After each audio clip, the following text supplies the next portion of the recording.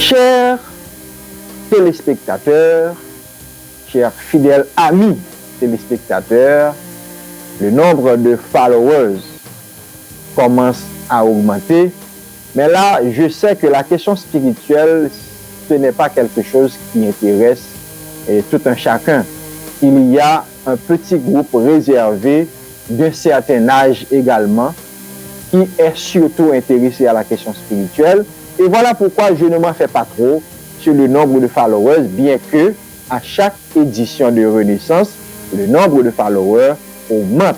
Et ça, c'est une chose très positive pour Renaissance qui, de jour en jour, n'est-ce pas, de semaine en semaine, on constate une augmentation de personnes qui sont intéressées aux sujets qui sont traités à l'intérieur de cette émission.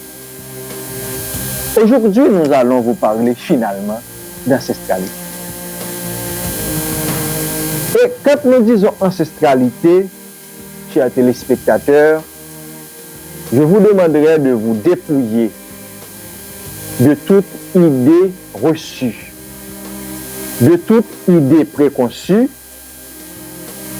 Je ne vous dis pas de les oublier, de dire que ces idées-là sont fausses, non, c'est pas du tout l'idée, mais de vous mettre dans une capacité, dans une disposition réceptive, n'est-ce pas, pour essayer de comprendre, en dépit de tout ce qui vous a été déjà dit, et c'est pour essayer de comprendre la question d'ancestralité. Chers fidèles followers et téléspectateurs, pour parler d'ancestralité, il faut d'abord considérer un point. Je dis bien un point. Et ce point, c'est le moment même, l'instant présent. Pour parler d'ancestralité, il faut considérer l'instant présent et vous allez comprendre pourquoi. Ancestralité, ancêtre, quand nous faisons référence à nos ancêtres, à ceux-là qui nous ont devancés à travers le temps, qui nous ont laissés dans ce plan, n'est-ce pas? Et nous aussi, à un certain moment, nous devons laisser ce plan et aller dans l'au-delà, comme diraient d'autres, aller dans l'Orient éternel, comme diraient certains, et aller sous l'eau, comme diraient encore d'autres. Chers téléspectateurs, l'instant présent est important dans la compréhension de l'ancestralité. Je prends l'exemple de moi-même. Je vis dans l'instant présent. Je vis dans le présent. J'ai des enfants, mais avant d'avoir des enfants, je suis le fils d'eux. Vous voyez? Moi-même, personnellement, j'ai des enfants, filles et garçons, et avant d'avoir eu des enfants, je suis le fils d'eux. Le fils d'un homme et d'une femme, tout comme mes enfants sont nés de moi-même et de ma femme. Nous sommes là, n'est-ce pas? Ma mère a eu son père et sa mère, qui sont ma grand-mère du côté maternel et mon grand-père du côté maternel. Mon père a eu sa mère, également son père. Donc, ma grand-mère du côté paternel et mon grand-père du côté paternel. Donc, en comptant déjà mes ancêtres les plus proches, pardon, je compte 2 grands-pères, 2 grands-mères, mon père et ma mère, ça fait déjà 6. Si on veut remonter encore dans le temps, si je dois considérer ma grand-mère a eu grand-père et grand-mère du côté paternel et maternel, n'est-ce pas? Ça fait 4. Et mon grand-père a eu du côté maternel grand-père et grand-mère, ça fait également 4, ça fait 8 plus 6, ça fait déjà 14. Et là, nous sommes de la génération de ma mère et mon père, n'est-ce pas? Leur mère et leur grand-père, ça fait déjà 3 générations. Arrivé jusqu'à moi, ça fait 4 générations. Maintenant, je suis le point, je suis le présent. Ma fille peut avoir un enfant. Donc ma fille, ça fait 5 générations. Et quand l'enfant de ma fille aura un enfant, donc quand ma fille sera grand-mère, ça fait 6 générations et on peut descendre ou on peut monter à travers le temps. Donc c'est une considération sur ces générations de famille que je fais pour vous aider à comprendre la notion des ancêtres quand on parle du point de vue familial. Parce qu'il faut vous dire également, au niveau national, on peut parler des ancêtres, les héros de l'indépendance, ceux-là qui ont combattu pour délivrer Haïti pour les Haïtiens, ceux-là qui ont combattu pour la libération dans certains pays, ceux-là ce sont des héros, ce sont des ancêtres au niveau national. Mais là, nous parlons de familles consanguines, de familles dont leur sang coule encore dans nos veines. C'est de cela que je vous parle aujourd'hui. Donc, restons dans la cellule familiale pour essayer de comprendre la notion ancestrale. Donc, je dis que de moi-même vers ma fille, ça peut faire 3 ou 4 générations. Et de moi-même, en passant par ma mère et mon père, grand-mère, grand-père, arrière-grand-père et arrière-grand-mère, ça fait déjà 4 ou 5 générations, ça fait environ 7 générations. Et tous ceux-là qui ont vécu avant nous, ils sont nos ancêtres, ce qu'on appelle nos ascendants. Et tous ceux-là, ma fille y compris, mes garçons y compris, qui viendront après moi, ce seront mes descendants. Ok? Et les ascendants et les descendants, ils font tous partie d'une même famille et dans un langage plus ésotérique, on peut dire ils font partie d'une même lignée. Donc, si vous aimez le cinéma, et surtout dans les films du Moyen-Âge, vous entendrez bien, vous avez déjà entendu parler de la lignée.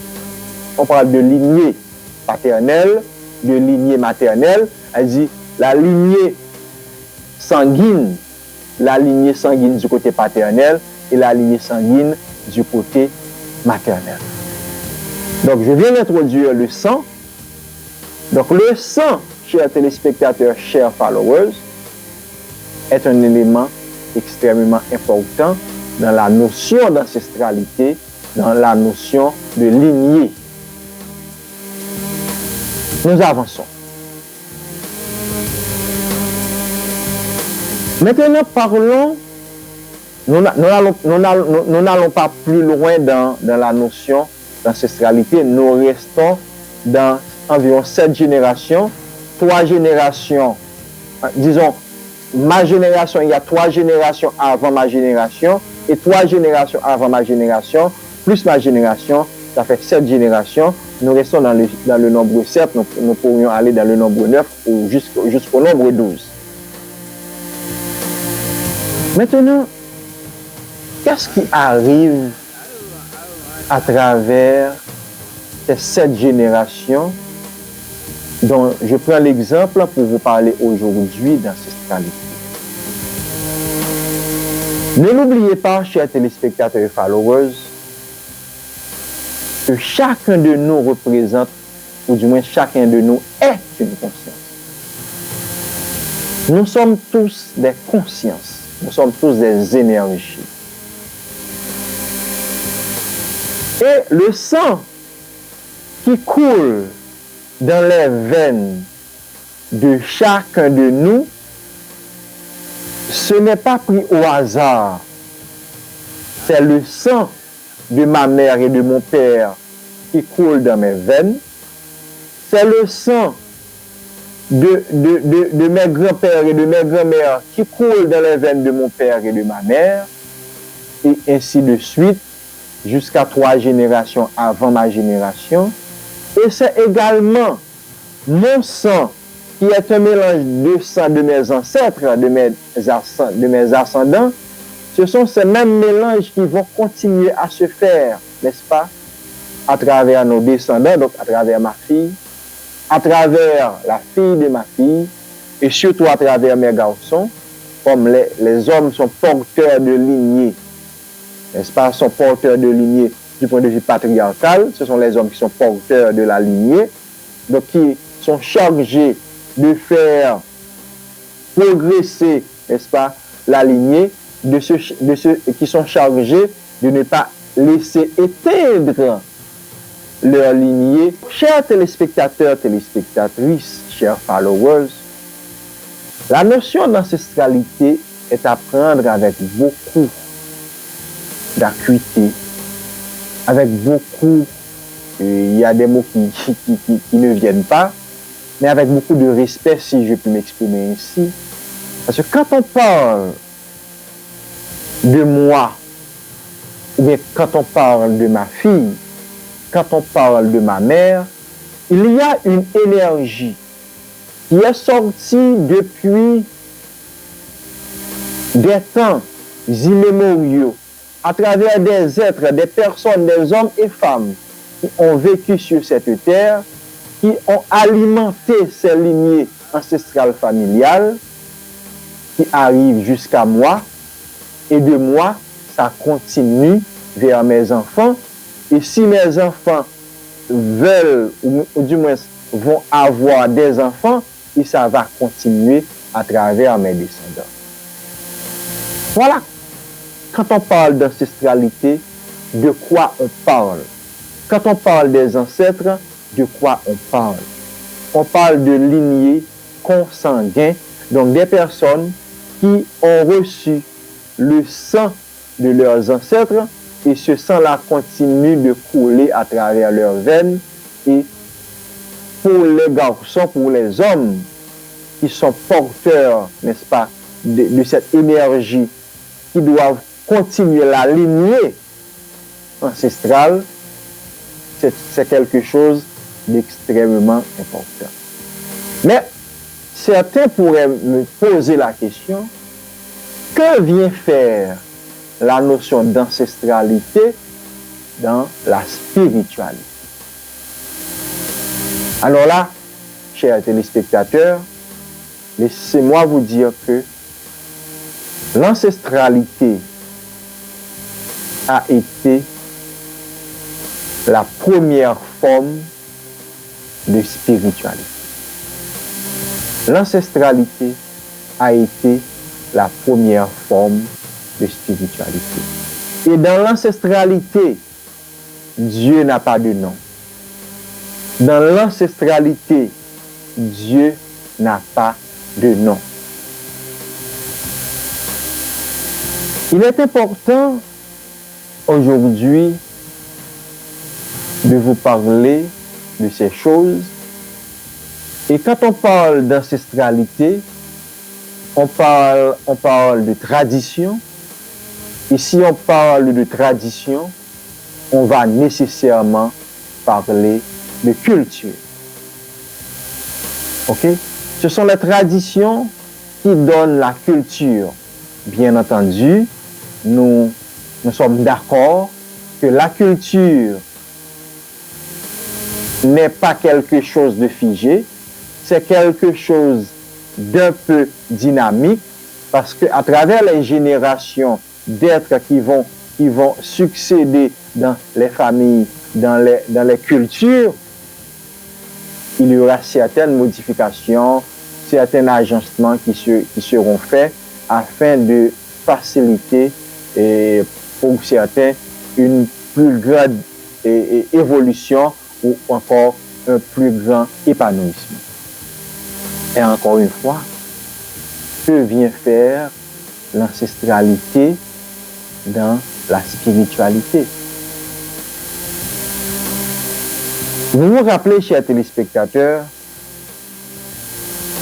je vous ai dit que, et je viens de le dire encore aujourd'hui, que la question de tradition apporte la culture et l'ancestralité se vit à travers la culture, et la spiritualité ancestrale, c'est quelque chose qui découle d'une certaine tradition, d'une certaine culture. Et comme la religion également, la religion fait partie de la culture d'un peuple. C'est pourquoi, comme je l'ai dit tantôt, dans certains pays, on n'accepte pas que d'autres religions viennent se mélanger à la religion locale pour la simple et bonne raison que les religions étrangères apportent une culture étrangère qui est différente de la culture locale, et la culture locale est liée à la religion locale. Est-ce que vous comprenez? La tradition, c'est ce qui garde les peuples soudés, c'est ce qui garde les civilisations. La culture d'un peuple, la culture d'une communauté, c'est quelque chose d'extrêmement important. La notion d'ancestralité,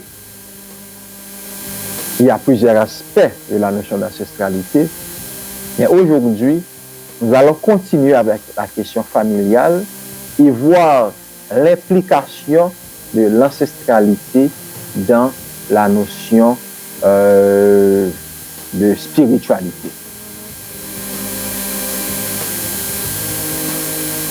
Aujourd'hui, on ne parle presque plus, n'est-ce pas, de spiritualité au sens ancestral. On parle de spiritualité dans le sens de la religion. La religion et plus particulièrement à travers les religions dites révélées. Et quand je parle de religion dite révélée, vous savez qu'il y a ces trois religions issues de la même racine, et c'est de cela qu'on fait référence. Il s'agit d'abord du judaïsme, ensuite de la chrétienté et après de la religion musulmane, de l'islam.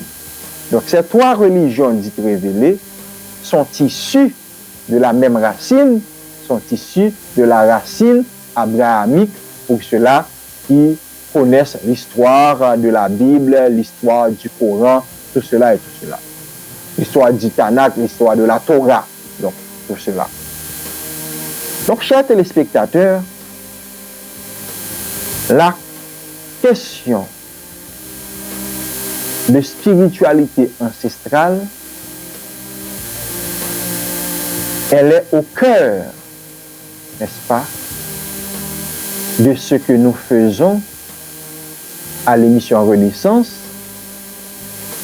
parce que nous constatons, et ceci ce n'est pas maintenant, que les religions dites révélées, ont pris le pas, ont pris l'ascendance sur les spiritualités ancestrales. Ce faisant, ont abouti à, je ne dirais pas là, à annuler, mais à mettre en sourdine, en sommeil, et les spiritualités ancestrales. Et ce n'est pas quelque chose qui est favorable pour certains peuples, et pas plus particulièrement comme nous les peuples du Sud, comme nous les Haïtiens. La spiritualité aujourd'hui est surtout pratiqué à travers les religions dites révélées que je viens de vous citer et à travers les cercles ésotériques. Mais quant à l'ancestralité, on fait toujours référence à quelque chose qui est dépassé. Ça, je le comprends. C'est une question de politique. Mais moi-même qui ai fait un long parcours à travers non seulement les religions et plus particulièrement la religion chrétienne, qui a fait un long parcours à travers les cercles ésotériques liés surtout à la chrétienté, liés surtout à la kabbale juive, j'ai pu découvrir beaucoup de choses. Arrivé à un certain niveau, bien entendu, j'ai pu découvrir certaines choses et également certaines choses m'ont été révélées. Et c'est pourquoi d'ailleurs, je peux en parler en toute liberté aujourd'hui parce que je sais, je crois et je sais que la spiritualité ancestrale, c'est la meilleure des spiritualités qui peut faire évoluer les lignées ancestrales, qui peut faire évoluer les familles. Donc, nous allons essayer de déblayer le terrain avec vous afin de vous montrer, ou du moins démontrer, le bien fondé de ce que nous disons. Prenons l'exemple des religions dites révélées, comme ce sont les plus connues. Donc nous allons, comme nous avons dit que toutes les religions ont leur source dans la spiritualité ancestrale. Si certains ne sont pas d'accord, nous allons le prouver. Et comme je l'ai dit, à un certain moment dans la spiritualité ancestrale, Dieu n'a pas de nom. Peut-être dans une autre émission, et certainement dans une autre émission, je vous dirai pourquoi Dieu n'a pas de nom dans la spiritualité ancestrale. Prenons l'histoire de la Bible après tout le récit de la création, tout et tout à travers la Genèse, tout ça, au Bereshit à travers le Tanakh. On aboutit à Abraham. Mais avant Abraham, vous savez qu'il y avait Noé, vous savez qu'il y avait Enoch, il y avait Adam. Donc il y avait beaucoup de noms qui sont cités dans la Bible et dans la Torah. Mais prenons par exemple Abraham. La chose véritable qui nous a amenés ici a commencé avec Abraham, où il est dit que Dieu a fait une promesse à Abraham qu'il serait le père, mais qu'il sera le père d'une grande nation. Et on nous raconte que Abraham a eu deux fils, le premier Ismaël et le second Isaac. Donc aujourd'hui, on nous dit que la branche sortie d'Abraham à partir d'Ismaël, ce sont les musulmans et autres, et la branche sortie d'Abraham et aujourd'hui, ce sont les Juifs, toute la descendance de Jacob, appelée Israël, et également les chrétiens qui sont des Juifs européens, pour la majorité d'entre eux. Il n'y a à aucun moment où le nom de Dieu a été cité dans la Bible avant Moïse. Avant Moïse, le nom de Dieu n'a pas été cité. Avant Moïse, le nom de Dieu n'a pas été cité. Quand il fallait faire référence, parler de Dieu, que faisaient les descendants d'Abraham? On disait le Dieu d'Abraham. Et automatiquement qu'on parlait du Dieu d'Abraham, on faisait référence à une énergie qui est liée à la conscience d'Abraham. Et cette conscience, au-delà de la tombe, vit encore. Au-delà de la tombe, la conscience, l'énergie qui a été appelée Abraham dans ce plan, cette énergie existe dans les plans subtils. Et voilà pourquoi, à chaque fois que les descendants d'Abraham voulaient l'intervention de Dieu, ils disaient le Dieu d'Abraham. Et cela a continué. Cela a continué. On a dit le Dieu d'Isaac pour les descendants d'Isaac, et on a dit le Dieu de Jacob pour les descendants de Jacob. Voilà comment on appelait Dieu. Le Dieu qui est lié à X, le Dieu qui est lié à Y. Parce qu'en fait, pour faire manifester cette énergie, il fallait que les descendants d'Abraham passaient par Jacob, Isaac, Abraham, qui était la source de cette énergie qui donnait accès à la divinité. Rappelez-vous que on a parlé ici à l'émission Renaissance de la notion d'égrégore, de la notion des égrégores. Quand on parle, chers téléspectateurs, du Dieu d'Abraham, on fait référence à un égrégore. Quand on parle du Dieu d'Isaac, on fait référence à un égrégore qui est connecté à l'égrégore d'Abraham.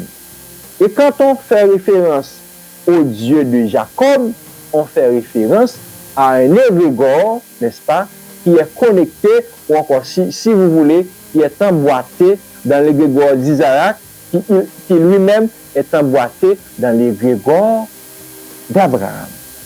Donc, il y a une chaîne d'énergie qui s'emboîte l'une dans l'autre.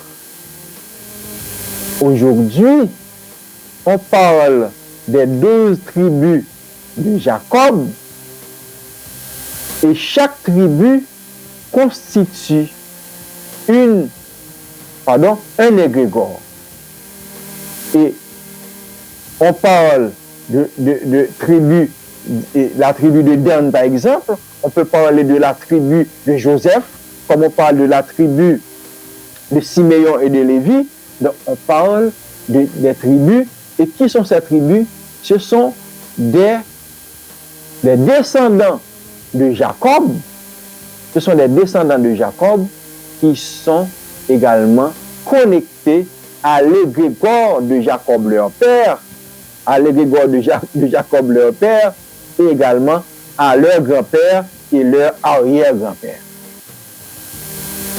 Vous voyez? Donc, la question d'ancestralité, si on veut le considérer à travers les 3 religions dites révélées, ça a été quelque chose de familial et d'ancestral. On sort d'Abraham, on descend vers Jacob et on aboutit jusqu'à Salomon qui a construit le premier temple dédié à l'Éternel. La question d'ancestralité, la question de spiritualité est intimement liée à la question d'ancestralité et est intimement, si elle est liée à l'ancestralité, donc elle est liée à la notion de sang. Donc quand on parle de Dieu, chers téléspectateurs et téléspectatrices, Dieu est généralement lié, et ceci à travers le temps et l'espace, à la question d'ancestralité. Je vous ai dit tout à l'heure que Dieu va avoir un nom à partir de Moïse, mais Moïse c'est longtemps avant Salomon. Parce qu'en fait, quand Moïse, c'est à partir de Moïse que Dieu a eu un nom, Donc Moïse, c'est longtemps avant Salomon. Et la sortie du peuple, alors de la descendance, je ne dirais pas du peuple juif, parce que là, il s'agissait des 12 tribus qui étaient tous en Égypte, selon l'histoire racontée à travers soit le Tanakh, soit la Bible, soit la Torah. La sortie du peuple en Égypte, et ce faisant, j'ouvre une parenthèse, ça a été l'alliance des descendants d'Ismaël et des descendants d'Isaac qui a permis la sortie du peuple, pas vrai, du peuple juif, comme on l'a, des Hébreux, disons des Hébreux, n'est-ce pas, d'Égypte.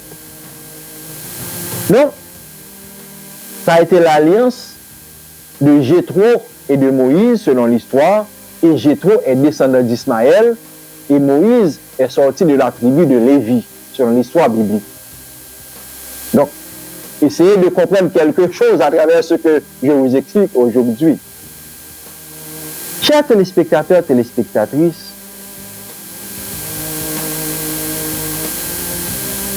la question d'ancestralité, je vous l'ai dit, qui est liée. La question de spiritualité, pardon, qui est liée à la question ancestrale, est extrêmement important.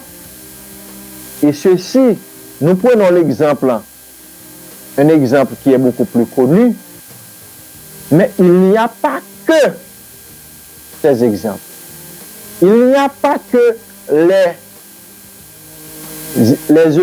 Hébreux qui ont existé, il n'y a pas que les Juifs qui ont existé, il y a les Perses, il y a les Mèdes, il y a les Babyloniens, il y a pas mal de peuples qui ont existé à travers le temps.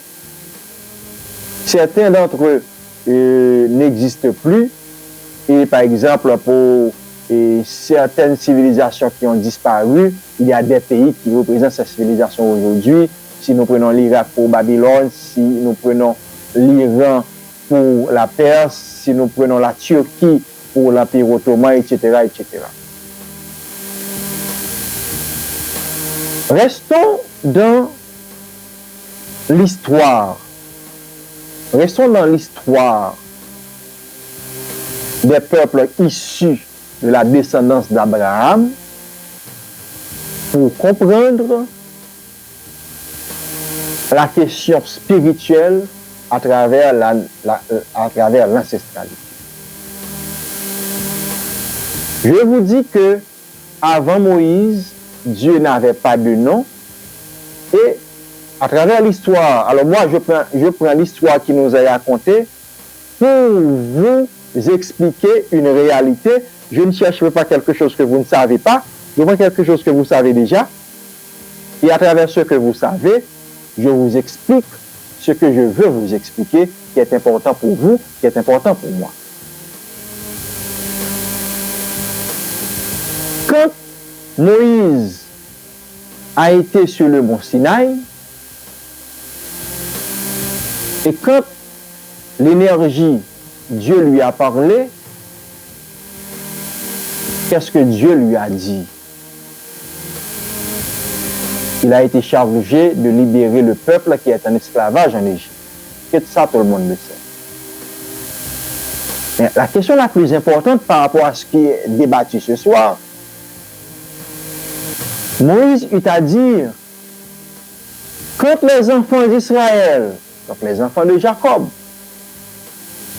je prendrai un autre moment pour vous expliquer Jacob, Israël, comment cette métamorphose a été faite. Quand les enfants d'Israël me demanderont comment s'appelle le Dieu, qu'est-ce que je vais leur répondre?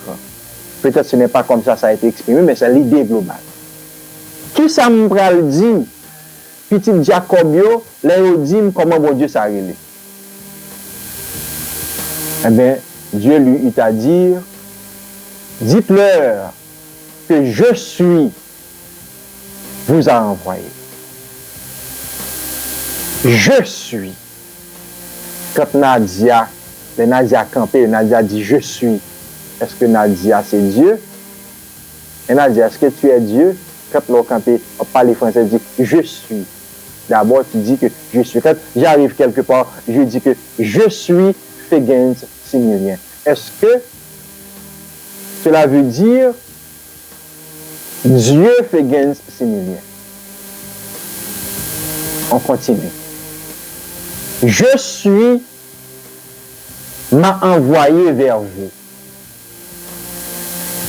Voici la réponse qu'avait reçue Moïse de Dieu. Maintenant, il y a deux considérations que je veux faire. Premièrement, Moïse, qui a été exilé d'Égypte, a eu contact avec la divinité dans un espace habité par les enfants d'Ismaël. Ça, il faut vous en souvenir. Et les enfants d'Ismaël eux-mêmes n'avaient pas de nom pour Dieu. Sinon, Jéthro l'aurait dit à Moïse. C'est celui qui n'a pas de nom. C'est comme ça qu'ils ont dit, celui qui n'a pas de nom. Cette énergie qui est vivante là où ils sont, là où ils habitent. Donc, Dieu, cette énergie n'avait pas de nom parce que cette énergie était toujours connectée à travers les lignées ancestrales. Voilà ce que je voulais vous faire remarquer. Donc Moïse est allé vers les enfants d'Israël et leur a dit que je suis l'avait envoyé. Et on avait demandé à Moïse de prouver qu'il a été effectivement envoyé par Dieu lui-même. Là, je reste encore une fois dans l'exemple, dans l'histoire qui nous a été contée, qui est racontée dans la Bible, dans la Genèse, dans la Torah. Donc, à travers l'histoire de Moïse, à travers l'histoire de la sortie et des enfants d'Israël d'Égypte pour aller vers la terre promise appelée Canaan.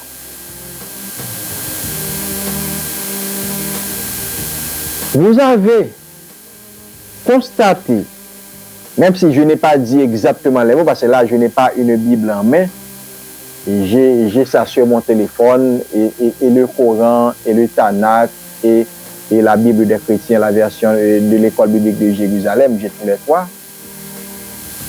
Et même si je n'ai pas ça en main, vous pouvez aller consulter qu'avant Moïse, Dieu n'avait pas de nom à travers les histoires qui sont racontées dans la Bible, dans les livres bibliques, dans les livres saints.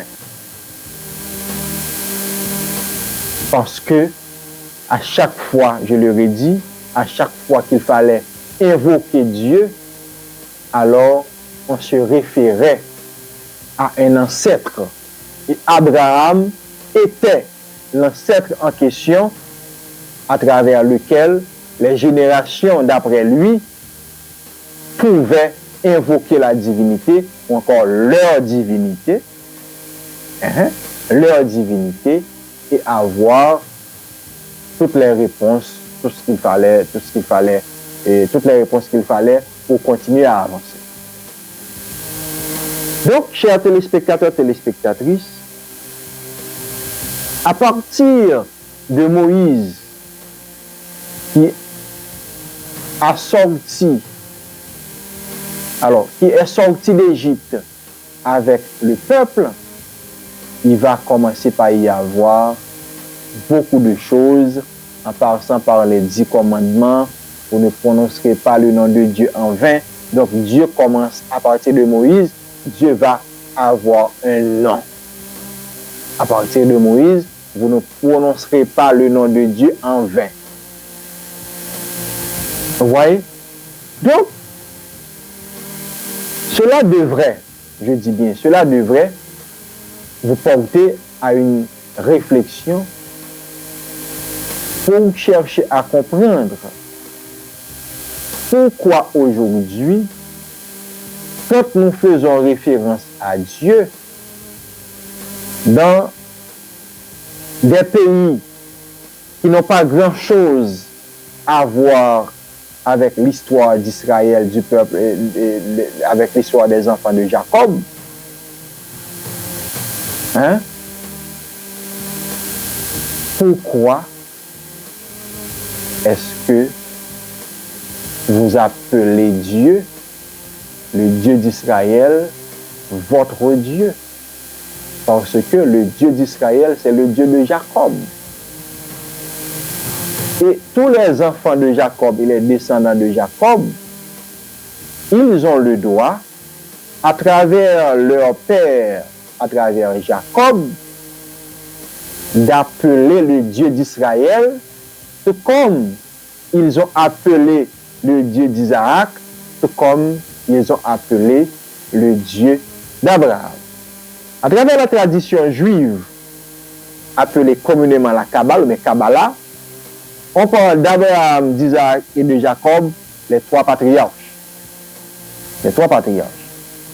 Mais d'une manière globale et générale, d'une manière spirituelle et ésotérique, à chaque fois qu'on fait référence à Abraham, à Isaac et à Jacob, on fait référence à un égrégore. Et l'égrégore du peuple juif aujourd'hui est bâti sur ces trois piliers. Est bâti sur ces trois piliers.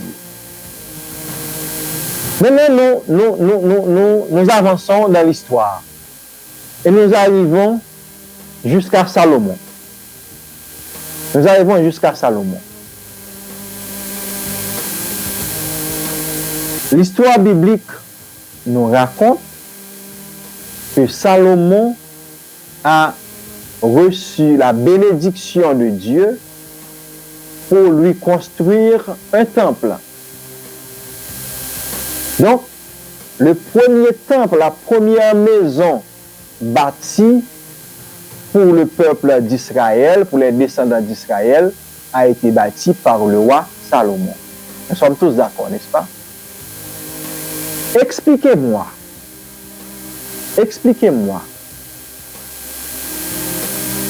Si Salomon bâtit un temple pour l'Éternel, pour Dieu, donc le Dieu d'Israël, expliquez-moi pourquoi les colonnes du temple de Salomon, qui constituent des éléments essentiels, portent le nom des ancêtres de Salomon. Expliquez-moi. Allez lire le livre des rois, chers téléspectateurs et followers. Allez lire le livre des rois. Je crois que vous pouvez lire également le livre de Samuel. Soit dans le Tanakh, soit dans la Bible des chrétiens, quelle que soit la version, vous constaterez que quand on fait la généalogie de certains personnages importants dans la Bible, par exemple comme Jésus, comme David, quand on fait la généalogie, on remonte jusqu'à Jessé, on remonte jusqu'à Boaz. Donc, expliquez-moi pourquoi, si la spiritualité ancestrale que pratiquaient les descendants de Jacob, s'il n'avait pas un lien avec la lignée familiale, pourquoi dans le temple de l'Éternel donner, baptiser les colonnes de vos ancêtres?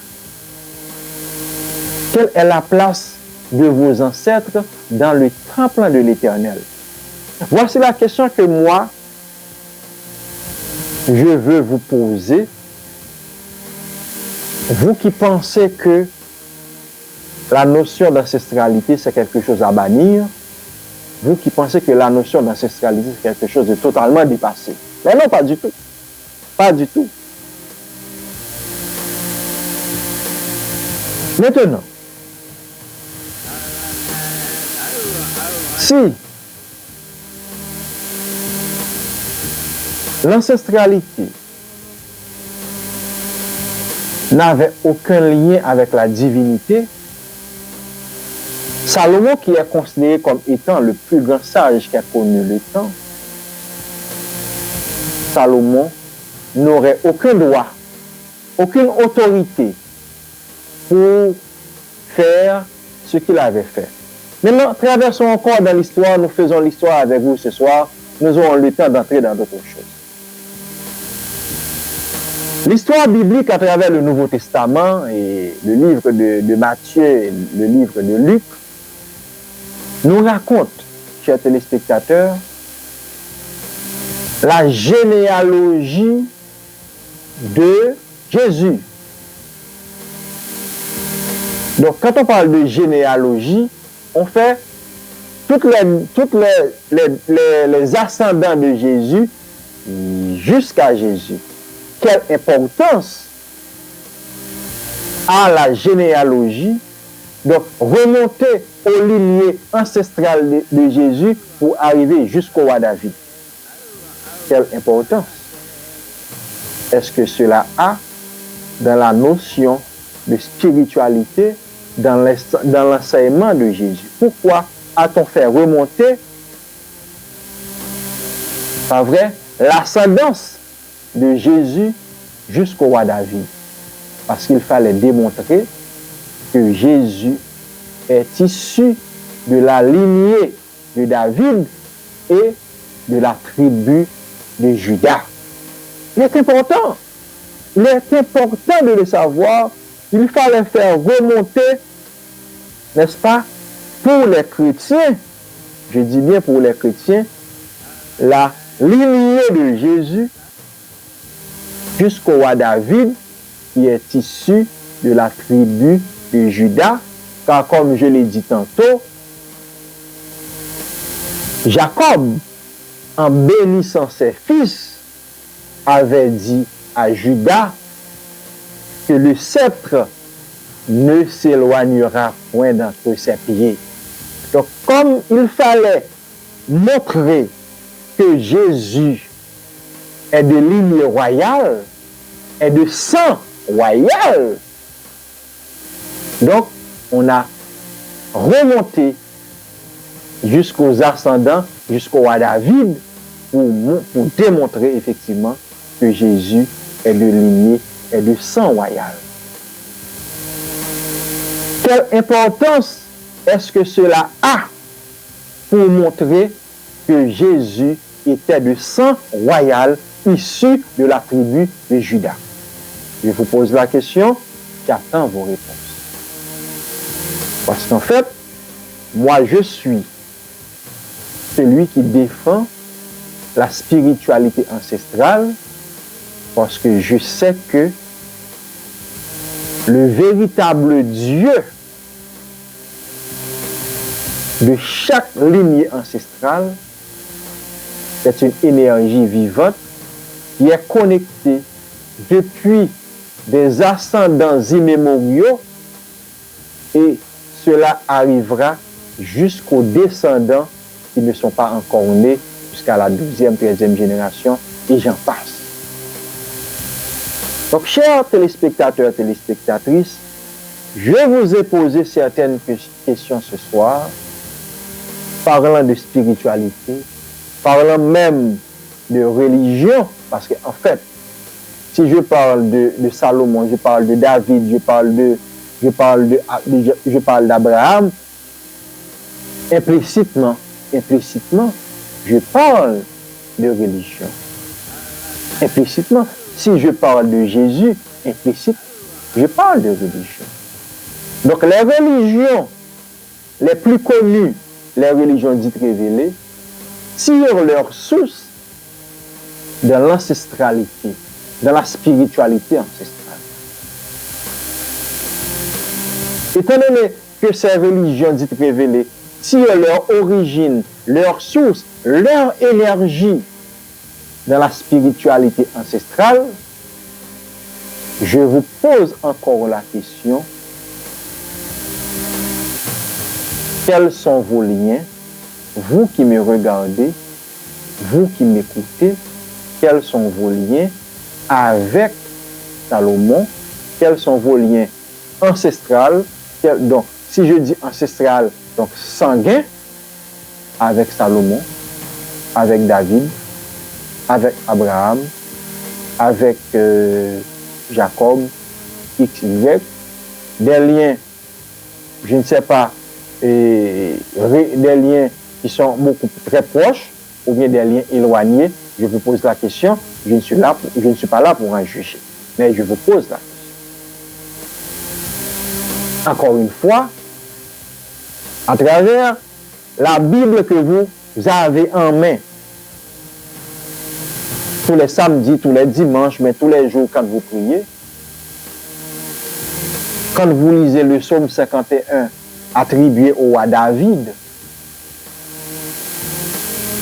on dit les psaumes de David, mais il y a les fils de Corée qui ont écrit quelques psaumes également à travers ce qui est écrit dans la Bible. Mais la majorité des psaumes est attribuée à David. David était toujours en guerre. N'est-ce pas? Donc, quels sont vos liens éloignés ou rapprochés avec ces personnages bibliques? Telle est la question que je vous pose afin de vous porter à réfléchir davantage. Je viens de vous montrer qu'il s'agisse des musulmans, religion qui est née tardivement à travers Mahomet, mais ils sont tous des descendants d'Abraham, d'Ismaël. Et c'est avec, encore une fois, Mahomet que je salue, tout comme je salue le nom de Jésus, que le nom Allah est né. Allah n'existait pas avant Mahomet. Est-ce que vous comprenez? Allah n'existait pas avant Mahomet. Allah est né avec Mahomet. Est-ce que vous comprenez? Donc, les religions sont nées de ces cultures ancestrales familiales. On peut toujours continuer à en parler. On peut prendre encore beaucoup d'exemples pour vous prouver cela. Mais aujourd'hui, il fallait quand même commencer par déblayer le terrain pour vous dire que toutes les religions, et spécialement les religions dites révélées, tirent leur origine, leur source, leur énergie dans la pratique, dans une forme de spiritualité ancestrale familiale. Si vous ne le saviez pas, je suis venu vous le dire, et comme nous devons réaliser d'autres éditions sur la question d'ancestralité, je vais vous laisser ici, n'est-ce pas, avec cette réflexion que vous devez commencer par faire. Ne l'oubliez pas, à la 4e édition, nous vous avions parlé de vérité et la question qui vous a été posée, c'est quoi votre vérité? C'est quoi votre vérité? Hein? Il ne faut pas plus que 2 générations pour construire une vérité solide. Il ne faut pas plus que 2 générations. 2 générations, 25 ans, environ 50 ans, pour construire une vérité assez solide. Il n'en faut pas plus. Donc, encore une fois, cela qui vous est donné comme vérité, est-ce que cela, c'est votre vérité? Donc, je m'arrête là aujourd'hui, chers téléspectateurs, chers followers. Nous reviendrons à la 6e édition pour continuer à parler de spiritualité ancestrale, pour continuer à prendre des exemples avec vous afin de vous porter à comprendre. Et quand vous aurez compris, je vous en dirai plus. C'était avec vous, votre fidèle serviteur, le patriarche Fegens Sémilien, qui vient de vous entretenir sur la question d'ancestralité spirituelle. Et je crois que l'émission d'aujourd'hui va ouvrir des brèches à certaines réflexions afin de commencer par comprendre. Donc, je vous laisse là aujourd'hui, content de vous avoir servi à ma place et à une toute prochaine occasion pour une nouvelle édition de l'émission Renaissance.